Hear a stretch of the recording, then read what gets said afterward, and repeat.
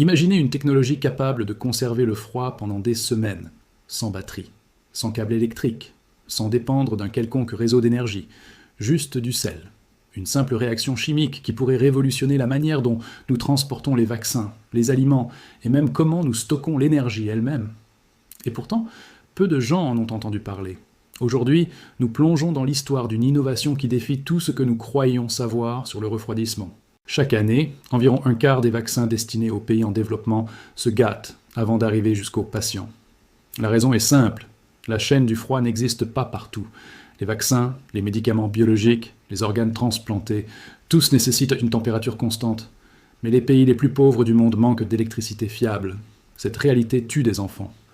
Elle ralentit la médecine, elle perpétue des inégalités qui remontent à des décennies. Puis, dans les années 2000, des chercheurs ont posé une question simple. Et si nous ne refroidissions rien du tout? Et si, au lieu de créer du froid, nous créions du silence? Pour comprendre cette histoire, nous devons remonter à l'époque où l'électricité elle-même était une nouveauté. Au XIXe siècle, les humains stockaient la glace dans des cavernes souterraines. Puis est venu le réfrigérateur électrique, invention révolutionnaire qui a transformé la civilisation. Mais cette révolution a un coût caché. Elle dépend entièrement de l'électricité. Aujourd'hui encore, environ 770 millions de personnes sur Terre n'ont pas accès à l'électricité stable. Les scientifiques cherchèrent depuis longtemps une solution alternative. Dans les années 1960 et 1970, les chercheurs ont découvert quelque chose de fascinant. Certains sels ont une propriété extraordinaire. Quand on les chauffe, puis qu'on les refroidit, ils se figent en libérant une énorme quantité d'énergie thermique. Ce processus s'appelle la cristallisation. C'est une réaction physique pure, sans aucune source d'énergie externe nécessaire. Imaginez un bloc de sel qui, une fois congelé, reste froid pendant des jours. Non pas parce qu'on lui fournit de l'énergie, mais parce que sa structure moléculaire se maintient dans cet état. C'est comme si la nature elle-même gardait le secret du froid en prisonnier. Pendant des décennies, cette découverte était restée cantonnée aux universités et aux labos. Personne ne savait comment la transformer en quelque chose d'utile. L'innovation a vraiment commencé quand des entrepreneurs et des organisations à but non lucratif ont enfin compris l'enjeu. En Afrique, en Asie du Sud, dans les régions reculées du monde, des enfants mouraient de maladies évitables parce que les vaccins se dégradaient en eux. Les ONG poussèrent des cris d'alarme. Les gouvernements manquaient de solutions. C'est dans ce contexte que plusieurs équipes de chercheurs, notamment en Europe et en Afrique du Sud, ont décidé d'explorer les sels eutectiques, des mélanges spécialisés de sel et d'eau qui changent d'état à des températures précises. L'idée était révolutionnaire, créer des blocs de matériaux à changement de phase qui resteraient instables sans alimentation électrique. Les premiers prototypes étaient rudimentaires. Des conteneurs isolants remplis de sel cristallisé, conçus pour maintenir une température de 2 à 8 degrés Celsius, la plage parfaite pour les vaccins.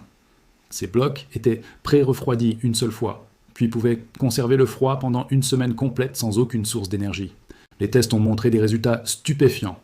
Une boîte contenant ces matériaux pouvait voyager dans un camion sans réfrigération, à travers des régions sans électricité, et livrer des vaccins parfaitement préservés. C'était de la sorcellerie pour certains. Pour d'autres, c'était enfin la solution qu'on attendait depuis des années. Entre 2010 et 2015, plusieurs projets pilotes ont été lancés en Ouganda, en Tanzanie et en Haïti. Les résultats ont changé la donne. Une organisation appelée Icebox développa des conteneurs spécialisés. D'autres chercheurs, en Allemagne et aux Pays-Bas, perfectionnaient la chimie des sels pour accroître la durée de conservation. Progressivement, la technologie s'améliorait.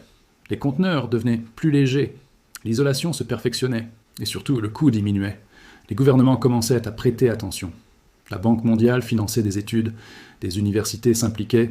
Il semblait que cette humble technologie, du sel, simplement du sel, allait transformer le monde. Mais l'histoire ne s'arrêtait pas aux vaccins. Les chercheurs ont réalisé que ce principe pouvait s'appliquer à bien plus. Les aliments périssables, les transplants d'organes, les produits pharmaceutiques thermosensibles. Et puis, une idée encore plus ambitieuse a émergé. Le stockage d'énergie thermique à grande échelle. Imaginez une centrale solaire qui accumule la chaleur du jour dans des réservoirs remplis de sel. La nuit, cette chaleur se libère lentement, générant de l'électricité. Certaines installations solaires en Espagne et en Californie ont commencé à explorer ce concept à partir de 2015. Ce n'était plus seulement pour les vaccins, c'était pour l'avenir énergétique du monde. Malgré le potentiel immense, la technologie n'a pas explosé comme beaucoup l'espéraient. Plusieurs obstacles se sont dressés sur son chemin. D'abord, il y avait le défi de la production à grande échelle. Les sels eutectiques spécialisés sont complexes à fabriquer. La pureté est critique. Un grain de poussière peut compromettre la performance du matériau. Les coûts de production restaient élevés et les gouvernements des pays en développement, justement ceux qui avaient le plus besoin de cette technologie, avaient les budgets les plus serrés. En second lieu, les chaînes de distribution existantes fonctionnaient déjà avec des réfrigérateurs électriques, même s'ils n'étaient pas fiables partout. Les hôpitaux avaient investi dans ces systèmes. Changer de technologie signifiait réentraîner le personnel, modifier les protocoles, accepter une nouvelle incertitude. La bureaucratie gouvernementale s'est montrée lente à adopter, même face à des preuves convaincantes. Parallèlement, d'autres solutions émergeaient. Les batteries solaires devenaient de moins en moins chères. Les mini-réfrigérateurs électriques fonctionnant sur batterie se perfectionnaient. Les investisseurs regardaient ces technologies plus brillantes et délaissaient le sel. Comment vendre du sel quand tout le monde voulait des panneaux solaires et des batteries Tesla? Et puis, il restait des problèmes techniques non résolus. La durée de refroidissement était prévisible, mais limitée. Les conditions climatiques affectaient les performances.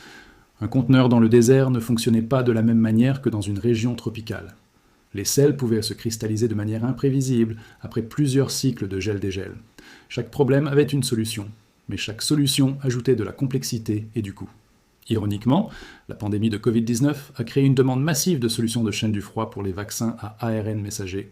Mais ces vaccins exigeaient des températures encore plus extrêmes que les vaccins traditionnels. Les sels eutectiques ne pouvaient pas atteindre les 80 degrés Celsius nécessaires. Des milliards ont été injectés dans les chaînes d'approvisionnement électrique traditionnelles. Le moment pour le sel était passé, ou semblait l'être. Mais voici le twist de cette histoire. La technologie n'a pas disparu, elle a juste changé de direction. Aujourd'hui, en 2024, les sels eutectiques sont toujours utilisés dans certaines régions du monde. Des organisations comme Icebox continuent de déployer cette technologie en Afrique et en Asie. Les conteneurs se sont améliorés, les matériaux se sont perfectionnés. Discrètement, sans fanfare médiatique, la technologie sauve des vies. Mais il y a plus. Le changement climatique a créé une nouvelle urgence. La demande mondiale pour le stockage d'énergie thermique explose. Les énergies renouvelables, le solaire, l'éolien, sont intermittentes. Elles ont besoin de moyens pour stocker l'énergie. Les sels eutectiques offrent une solution simple, robuste et sans batterie. Des projets pilotes fonctionnent actuellement en Maroc, en Tunisie et en Inde. Une installation en Espagne utilise des sels pour stocker la chaleur solaire à grande échelle. Le Qatar explore cette technologie pour son cluster énergétique futuriste. Ce qui était autrefois une solution de secours devient graduellement une alternative mainstream. Les chercheurs modernes combinent le meilleur des deux mondes, les matériaux à changement de phase du salt storage, avec les technologies numériques. Des capteurs IoT bon marché peuvent désormais surveiller la température sans batterie grâce à des techniques de récupération d'énergie passive. La technologie se modernise silencieusement, trouvant sa place dans un monde qui a enfin appris à l'écouter. Au final, l'histoire du stockage du froid par le sel nous enseigne une leçon profonde.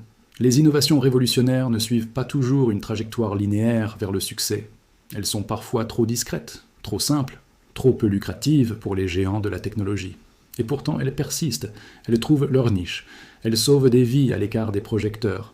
Une simple réaction chimique, du sel qui se cristallise, continue de refroidir des vaccins et de stocker de l'énergie dans les endroits où personne ne l'attendait.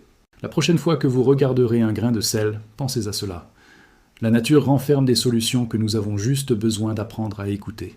Et parfois, les technologies les plus puissantes sont celles qui ne demandent rien, pas même l'électricité, pour changer le monde.